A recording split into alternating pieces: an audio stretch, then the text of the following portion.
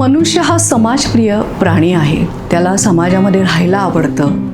त्याला लोकांकडनं एक कौतुक व्हायला आवडतं किंवा सगळ्यांमध्ये मिक्स व्हायला आवडतं. लोकांनी त्याची दखल घ्यावी असं वाटतं त्याला. आणि घरात काय किंवा दारात काय, कुठेही बाहेर म्हणा, घरात म्हणा, सगळीकडे त्याला समाजामध्ये किंवा सगळ्यांबरोबर राहायला आवडतं. कारण मनुष्याचा तो स्वभावधर्म आहे. मग हा जो काही स्वभाव आहे त्याचा कधीकधी निगेटिव्ह इम्पॅक्ट आपल्या आयुष्यात कसा पडतो आणि तोही आपल्या नकळत पडतो, ते आजच्या एपिसोडमध्ये जाणून घेऊया. पियर प्रेशर आणि फोमो म्हणजे फिअर ऑफ मिसिंग आउट, ह्या त्या दोन गोष्टी.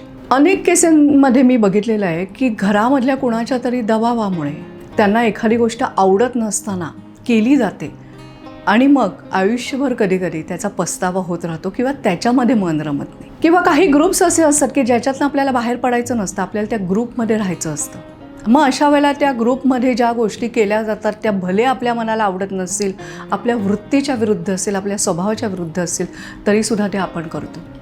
म्हणजे उदाहरण द्यायचं झालं तर की एखादा समज अभ्यासू मुलगा आहे आणि त्याचा जो ग्रुप आहे तो अतिशय टाईमपास करणारा, अभ्यासात टंगळमंगळ करणारा आहे आणि त्याला त्या ग्रुपमध्ये राहायला आवडत असेल, तर जरी त्याची वृत्ती असेल की नाही अभ्यास केला पाहिजे हे त्याला कळत असेल किंवा अभ्यासची त्याला कुठेतरी आवड असेल आणि तो का केला पाहिजे याचं महत्त्व त्याला कळत असेल, तरीसुद्धा त्या मित्रांमधनं आपलं दूर फेकलं जायला नको म्हणून तो त्यांच्याबरोबर जास्तीत जास्त वेळ टंगळमंगळ करत बसला, अभ्यासाकडे दुर्लक्ष करत बसला, तर ह्याचा परिणाम अर्थातच त्याच्या करिअरवर होतो. त्याचे मार्क चांगले त्याला पडत नाहीत आणि मग पुढे कधीकधी अपयश येऊन पूर्ण जीवनाला वेगळीच कलाटणी लागते.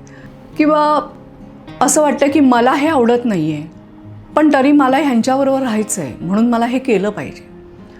तर अशा वेळेला जर सातत्याने आपण मनाविरुद्ध त्या गोष्टी करत असू किंवा मनाला आवडलं नाही तरीसुद्धा जर आपण सतत त्यांना आवडतं म्हणून किंवा इतरांच्या दबावाखाली जर एखादी गोष्ट करत असू तर अर्थात त्याचा आपल्या व्यक्तिमत्वावरती परिणाम नक्की होतो, निगेटिव्ह होतो. महत्त्वाचं म्हणजे मगाशी दिलेल्या उदाहरणानुसार. आणि एकूण कधीकधी ह्या सगळ्या गोष्टीमुळे आपल्या आयुष्याची दिशासुद्धा बदलते. आणि ह्याच्यामागे केवळ काय भावना असते तर फिअर ऑफ मिसिंग आउट. म्हणजे मला ह्यांच्यापासून लांब जाता कामा नये, त्यांनी मला वाळीत टाकता कामा नये, त्यांनी मला हसता कामा नये, त्यांनी माझ्याकडे दुर्लक्ष करता कामा नये, अशी एक सतत भीती असते. आणि म्हणून आपण मनाविरुद्ध त्याच गोष्टी करत जातो. आणि मग एक वेळ अशी येते की आपल्या हातातनं बरंच काही निघून गेलेलं असतं. आणि कधीकधी असंही होतं की ह्या सगळ्या गोष्टींमुळे व्यसनांमध्ये सुद्धा अडकली जाण्याची शक्यता निर्माण होते म्हणण्यापेक्षा त्याच्यामध्ये वाहवत गेलेली काही उदाहरणं आहेत. किंवा मला या विषयाची आवड नाही आहे. समजा मला उदाहरण घेऊ की मला सायन्स नाही आवडत पण माझे सगळे मित्र मैत्रिणी जात आहेत म्हणून मी माझी आवड न ओळखता मी सायन्सला जाते आणि मग तिथे मला तो अभ्यास आवडत नाही आणि मग परत माझी काही वर्ष वाया जातात म्हणा किंवा मी जे काही यश मिळवीन तेवढं मला मिळवता येत नाही आणि मग नंतर करिअर पण त्याच्यावरच आधारित असल्यामुळे मी ते एन्जॉय करू शकत नाही. असं सुद्धा आपल्या प्रत्येकाच्या बाबतीत होतं. हे सगळं आपण इतरांच्या दबावाखाली का राहतो? कारण स्वतःविषयीचा कुठेतरी कमीपणा आपल्या मनात असतो.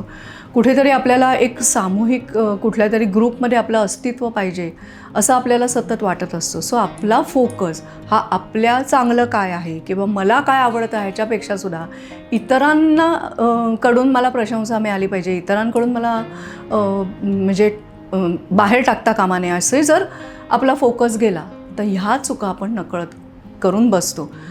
तर वेळीच आपल्याला या सगळ्या गोष्टींचा विचार करायला पाहिजे की हे जे काय मी वागतोय, ज्या ग्रुपमध्ये मी आहे किंवा ज्यांच्या दबावाखाली मला मनामध्ये नसतानासुद्धा मी वागतोय, ह्याचा पुढे जाऊन माझ्या करिअरवर, आयुष्यावर काही चुकीचा परिणाम होणार नाही ना. अर्थात हा डिसिजन घेण्याकरता सुद्धा आधी स्वतःला आपल्या हे लक्षात यायला पाहिजे की मी असं काहीतरी माझ्या हातून होतं आहे.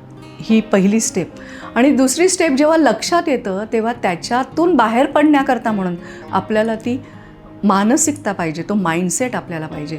आणि म्हणून त्याच्याकरता 1 जानेवारी 2026ला आम्ही वृषालीज पूर्वस्मृती हिलिंग चॅनलवर जे पर्सनॅलिटी डेव्हलपमेंट करता मेडिटेशन टाकलेलं आहे ते तुम्ही कमीत कमी 90 दिवस ऐका. आणि जर अशा दबावाखाली राहून जर तुम्ही मनाविरुद्ध काही गोष्टी करत असेल तर त्या नक्की टाळा आणि त्याच्याकरता लागणारी मानसिक ताकद हे मेडिटेशन ऐकून मिळवा. आणि अर्थात नेहमीप्रमाणे हे मेडिटेशन तुम्हाला कमीत कमी 90 दिवस तरी ऐकायला पाहिजे. तर आपल्याला रिअलाईज होईल की नक्की आपल्याला काय आवडतं आहे आणि आपण काय करतो आहे. धन्यवाद.